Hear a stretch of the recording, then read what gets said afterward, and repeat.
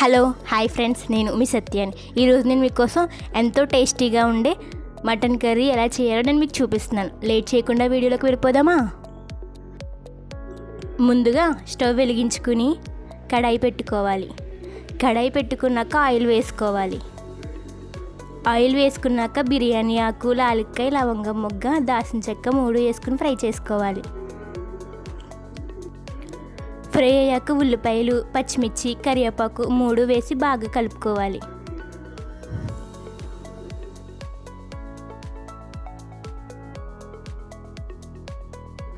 ఉల్లిపాయలు తొందరగా ఫ్రై అవ్వాలంటే కొంచెం ఉప్పు వేసుకోవాలి.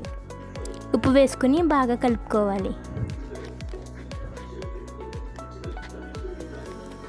ఉల్లిపాయలు నేను చూపిస్తున్న విధంగా బాగా ఫ్రై అయ్యాక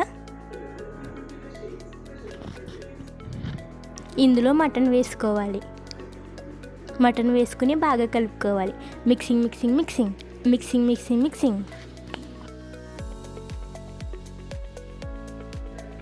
అల్లం వెల్లుల్లి పేస్టు 1 స్పూన్ వేసుకోవాలి.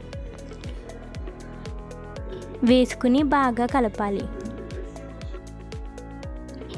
మూత పెట్టి కాసేపు ఉడకనివ్వాలి. ఆ తర్వాత కొంచెం పసుపు, కొంచెం ఉప్పు,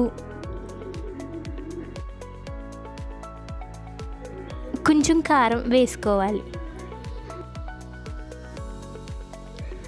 వేసుకుని బాగా కలుపుకోవాలి.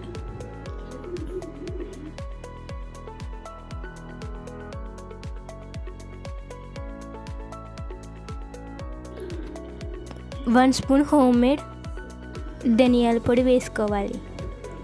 వేసుకుని బాగా కలపాలి. బాగా కలిపాక గ్లాసున్నర నీళ్ళు వేసుకోవాలి.